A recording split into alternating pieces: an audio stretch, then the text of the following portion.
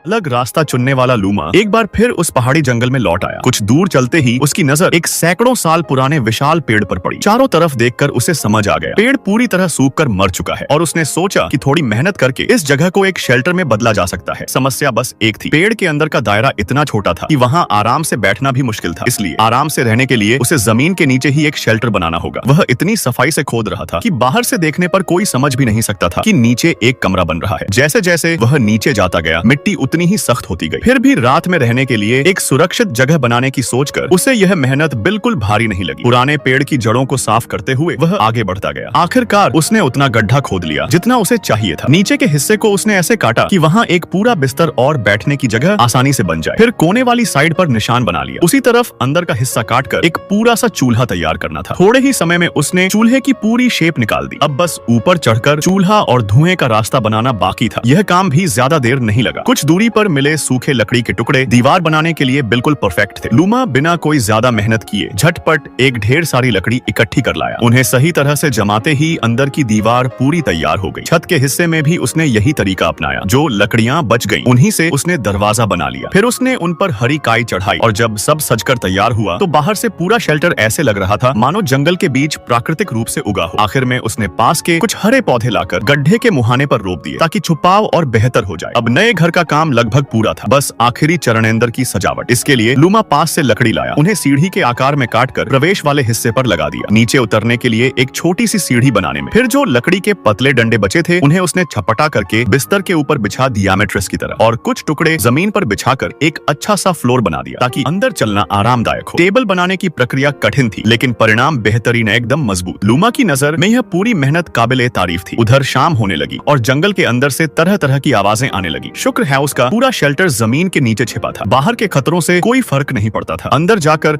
उसने बिस्तर पर मोटी काई बिछाई, उसके ऊपर एक पतला कपड़ा डाल दिया और एक परफेक्ट सिंगल बेड तैयार। शाम को कुछ मशरूम भी मिल गए थे, आज के खाने के लिए एकदम बढ़िया साइड डिश। और इस शेल्टर की सबसे बड़ी खूबी, अंदर आग कितनी भी जले बाहर के छद्म रूप पर उसका कोई असर नहीं होता। घर पूरा बन चुका था तो रात का खाना उसने जमकर खाया। पहले मांस को दोनों तरफ से सुनहरा किया, फिर मशरूम के साथ पका लिया। सब मिलाकर एकदम पौष्टिक और पूरा भोजन। खाना खत्म होने पर उसने आदत के मुताबिक एक बार चारों ओर नजर मारी। सब कुछ सुरक्षित था। फिर वह बिस्तर पर लेट गया।